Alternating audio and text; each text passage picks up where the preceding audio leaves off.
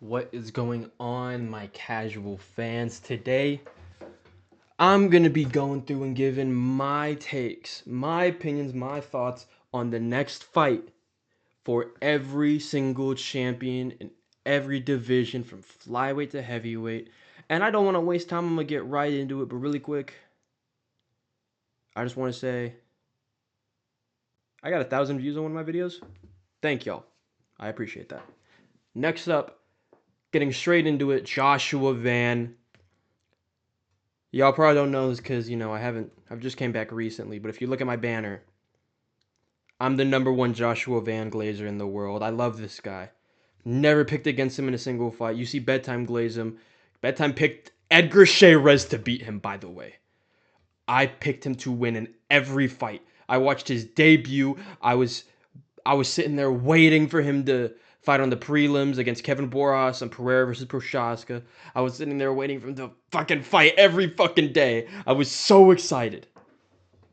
He is my pride and joy. But he's an active champion. He's racked up his first title defense, a legitimate champion now. And I think it's only fair that for his next title fight, he fights Pantoja. Pantoja, in that fight, it was a fluke. It was a nasty arm break. I'm not gonna say fluke because Van pushed him over, and Pantoja posted, broke his arm like that. Hey man, learn how to fall. Hey, what can I say? But I love Pantoja. He is a fun fighter. He's a great champion. I mean, he's got a great story behind him. I think it sucks that he had to lose that way because he worked so hard. I worked so hard to get to #5 in the pound for pound, just to get knocked out to 11 for breaking my arm. I think that was actually fucked. I mean, he gets knocked down like 6 spots for breaking his arm in 30 seconds. I mean, we didn't really get to see the fight play out, but it was looking like it was going to be a great fight. I think this is the clear next choice for Van. We didn't get to really see how the fight played out. There still isn't like a really clear victor. I'm picking Joshua Van, obviously. I picked him in the first fight. Got to pick him this time when they rematch, but I think it's going to be a great fight. And it's only deserving for someone like Pantoja. I mean, he had, 4 title defenses in a row? He beat Moreno, then he beat Royval, then it was Urseg, then it was Kaya Sakura, then he beat Kai Kara France. I mean, he's got a great resume on him. He's a great fighter. He deserves that rematch. Moving on to bantamweight, the champion Peter Yan. Watching Peter Yan and Joshua Van win the belt on the same fucking night, beautiful. I had never been happier. I love Yan. I love his style. His striking is sick. Watching him beat up Murad and watching Joshua Van just get the belt was so fucking awesome. Please put Van 2 and Yan 2 on the same card again. Van Pantoja 2, Yan Murad 2, same card. But again, I think this one and the last one, these are going to be clear picks. They're going to be very straightforward, very understanding. I think Murad deserves the rematch. And I don't think that's unfair to say. I mean, Murad had defended, at that point, he had defended his belt more times than anyone in a calendar year. Four title defenses in a calendar year. He successfully defended it 3 times against Umar, against Sean, and against Sandhagen. All incredible wins. And then, he loses it to Yan, but it was competitive. Yan clearly won, and I thought Yan won arguably 4-1. I thought he would have won 4 rounds to 1. I thought it was 4-1 Yan. So it was a competitive fight, but it was clearly Yan. But just based off of his activity and what he's done for the division, keeping it active, keeping it moving, getting these trying to get any contender possible, I mean, he's deserving of it. And the guys he beat Umar 18-0. Umar won his last two fights against Batista and against Figueiredo. Those are good wins. Probably his best wins so far. I mean, Umar went from being a guy who had one ranked win, or maybe two if you counted Barcelos at the time, to now being a guy who has like four ranked wins, like a top five win, like three top 10 wins. He's fighting David Martinez as well. I mean, Marab has stacked up a resume now. He has stacked up a sick resume. And for how much he's defended the belt and what he's done for the division to keep it going, I think he's and very rightfully deserving of a title fight, of a rematch at bare minimum. And I don't think that's unfair to say. Moving forward to the featherweight division. Yeah, done. All right. I'm the type of guy. I can't do a fucking Australian accent. I'm going to stop right there because I know I'm going to fuck it up. You do me fucking head in. I can do that one. You do me fucking head in. I can kind of do that one. But Volk beat Lopez twice. There's only one clear number one contender. He's beat just about. He's beat a lot of the other guys in the division. Actually, a lot of the guys he's beat are gone now, except Yair. But Yair isn't anywhere close. He's got some fresh contenders in the waiting. Two specifically come to mind. One of them is Aljamain Sterling. Good. I think he's in a position where he could arguably get it, or Movsar Evloev. I think Movsar deserves it. I don't think that's unfair to say. He's 20-0. His last three wins are Arnold Allen, Aljamain Sterling, and Lerone Murphy. Fantastic wins. Great, great, great wins. Did he fight in 2025? No, he had been out for over a year.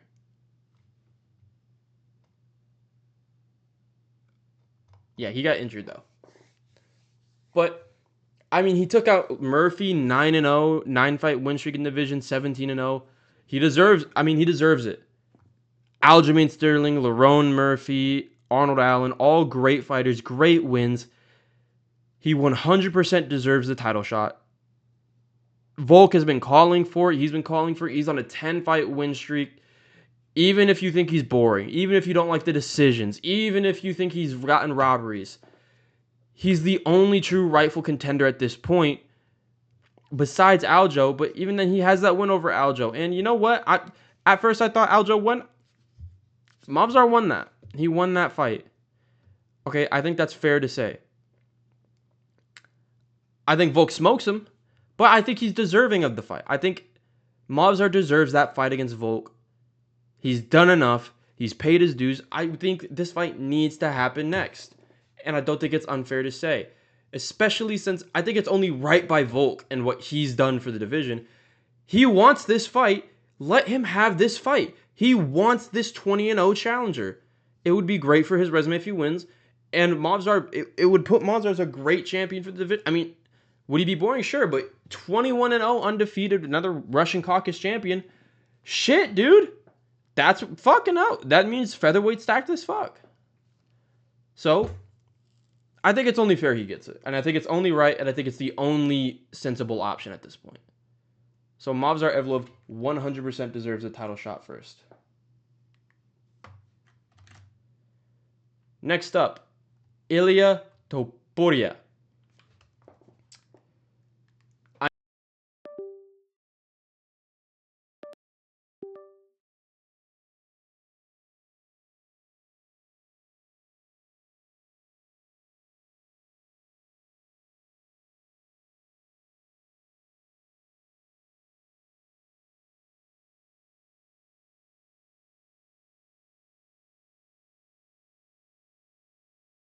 Hello, can you hear me? What the fuck was that?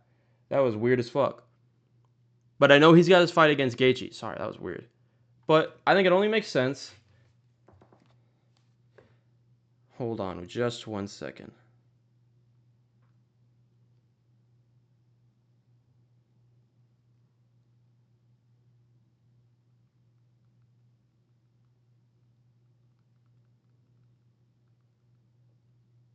Hold on 1 second. I'm sorry.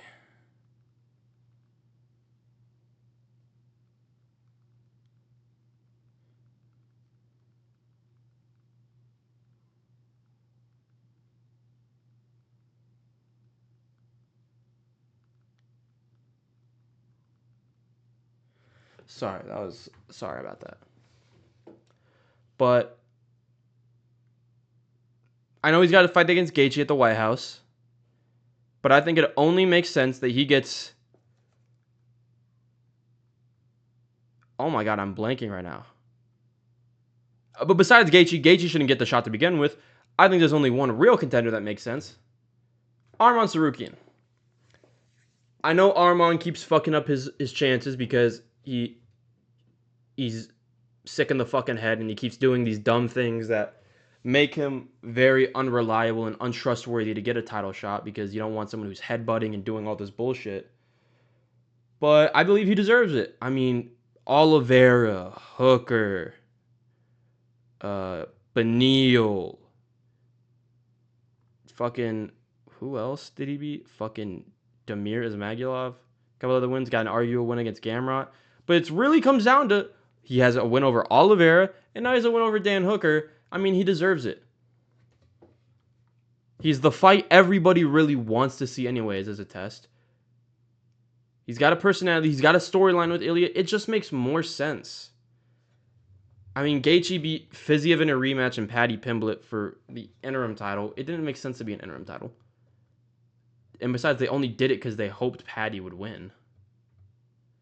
But Arman, he deserves it. He's the toughest challenge. He's the most interesting fight. And he's probably got the most beef with Ilya. So I think this rightfully makes sense. Next up, Islam Makhachev. I'm going to make this quick because I hate seeing him with that win over JDM. But he's got a lot of fresh contenders. But, there's Michael Morales. There's Carlos Prates. Sean Brady's in the mix now. He's got some options. But, what the fuck was that in my, hair or whatever? That was weird.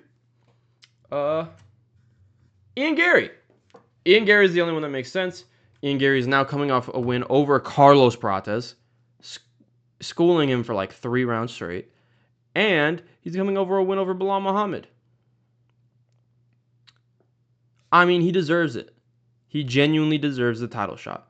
He's skilled, and he has he's got a personality. He's trying to get the fight done. He's also pretty entertaining. I feel like people underrate how entertaining Ian Gary is. He's very skilled. He's pretty entertaining in his fights. Honestly, I think he's got a really, really good chance to beat Islam with just how rangy and good he is with his distance management. He's got great head movement. He moves well. I think he deserves it. I mean, he's got the wins of what? He's got MVP, Carlos Prates, Bilal Muhammad, Jeff Neal, Daniel Rodriguez, Neil Magny. Come on, he deserves it. Give him this fight. He's the next contender. It makes the most sense. He's got the best wins out of everyone right now. He's got the best win streak. Sure, Carlos Prates has what? Jeff Neal by slime out, Leon Edwards by slime out, and JDM by slime out. Ian Gary has that win over Carlos Prates himself. I just think it makes the most sense. I think Ian Gary's probably going to build the fight the most. It's going to be the most entertaining. And yeah, that's really it. Next up, Sean Strickland. Everyone's been talking about, and I think it's been pissing me off. Everyone's talking about a DDP rematch or a Chimaev rematch. Neither of those guys. DDP's coming off a loss, hasn't fought since August. I don't think he should just lay off for a year and then just come back and get the immediate rematch because we didn't like it when Izzy did it. So I'm not going to be like, oh, well, it's okay if DDP does it because I actually like DDP. No, DDP shouldn't get it either. All right, he deserves it. He does not deserve it. I think DDP should get one fight and then he gets a rematch. I think that's fair. But I don't think he should get the immediate rematch after losing to Chimaev, even though he has the wins over Strickland. And I don't think Chimaev should immediately get the rematch because I think the only reasonable, fair number one contender who deserves the fight against Strickland, Nasruddin Imavov. I know we don't like Nasruddin Imavov. He's an eye poke. He's a cheat. He's a fucking this. He's a that. Roman Dolidze, Jared Cannonier, Brendan Allen, Israel Adesanya, Kyle Baralho. 5-fight win streak. Fucking terrible stoppage to Cannonier. Terrible stoppage. Still stand by that. And brutally knocked out Adesanya.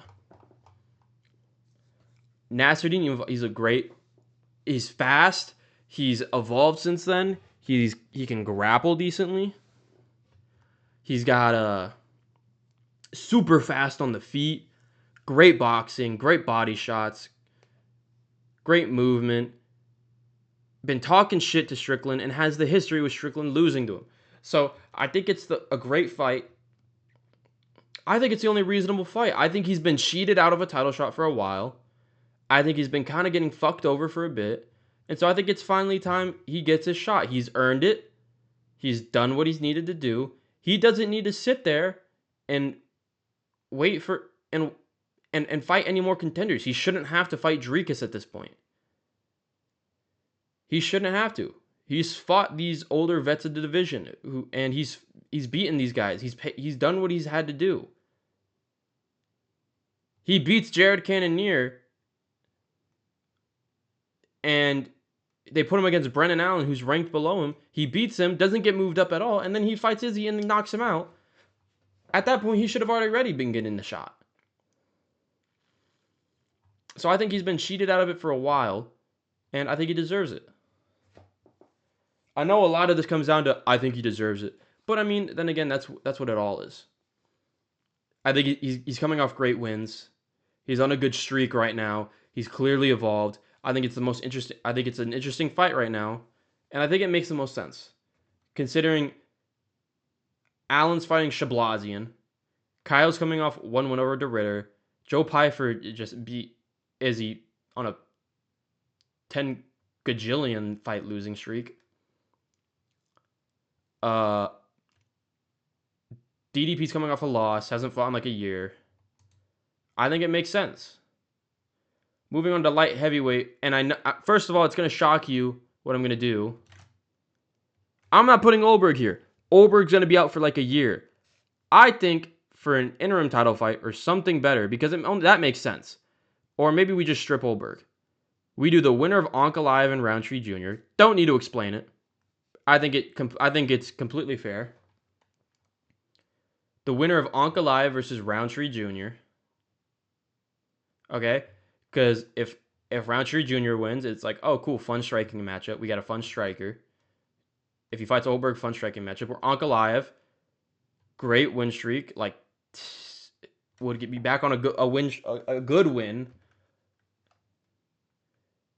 Probably a finish if he beats Roundtree, if I have to imagine.